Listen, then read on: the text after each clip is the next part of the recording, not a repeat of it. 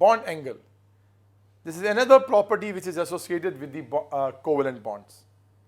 See, the covalent bonds, as I have explained it to you, are formed by the overlapping of the orbitals, and since these orbitals are directional, they have a particular what directions. Now, due to which they develop angles between them. So, what is exactly the bond angle is? It's the angle which is present between the orbitals which are containing the bonded pair of electrons around the central atom.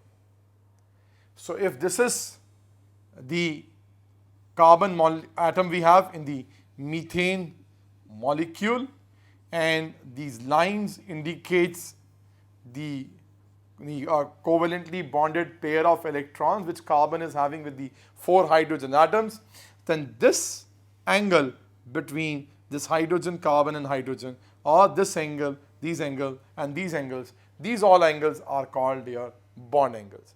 Now these angles, since these orbitals are directional, are fixed, and they are expressed usually in degrees. Like in case of methane, all CH bond angles are same, and they are 109 degree 28 minutes, which is also called the most stable angle in the tetrahedral structure or system.